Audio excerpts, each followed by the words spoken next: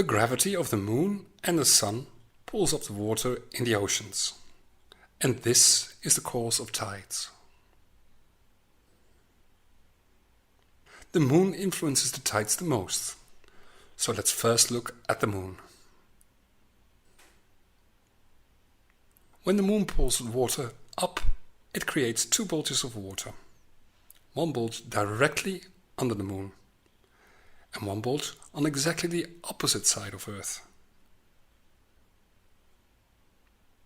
The moon causes these two bulges, and it would do so even without the sun and even without the rotation of Earth. Because Earth turns, these bulges of water move around Earth, or rather, Earth moves underneath them. When there's no bulge, it's low tide. And when there is a bulge, it's high tide. Earth takes 24 hours to rotate. So it would be logical to think that all over Earth there's a high tide and a low tide every 12 hours. So twice a day. But this is not the case. The shape of the sea bottom also influences this pattern. We call this the topographical features of the sea bottom.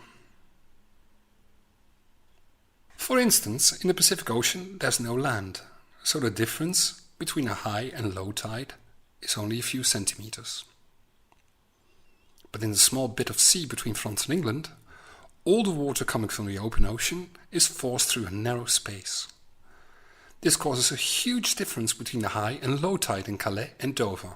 This can be around 15 meters or even more. The rotation of Earth also has a direct effect on the tides. The rotation of Earth causes the water in the oceans to move in big slow whirlpools around certain points of the oceans. So together, the shape of the sea bottom and the big whirlpool currents disturb the simple two high tides, two low tides picture. In fact, there are three different patterns of tides. There are semi-diurnal tides. Semi-diurnal means half day, so twice daily. This is a pattern of two tides a day, two high tides and two low tides, and they're both equal in height.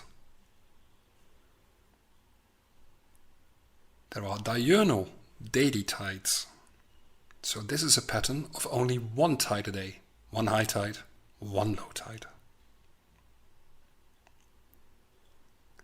And there are mixed tides. This is a pattern of two tides a day, two high tides and two low tides, but the tides are of unequal heights. Now let's look at the sun. The gravitational pull of the sun also creates two bulges in the water on either side of Earth. But because the sun is much, much further away than the moon, the bulges it creates are much smaller. At certain times in the month, the bulges created by the moon and by the sun line up with each other. This happens at full moon, when the sun and the moon are on opposite sides of Earth and we can see the whole moon, and at new moon, when the moon is directly in front of the sun and we can barely see the moon. This means that at full moon and new moon, the high tides are extra high and the low tides are extra low. We call this a spring tide. When the sun and the moon are located at 90-degree angles to each other, you can see this in the sky as half moon, they work against each other and the tides are smallest.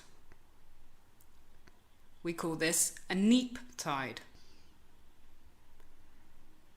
When there is a big difference between high and low tide, there is a lot of water movement, which means that there will be strong currents. Full moon and new moon are not the best times to dive.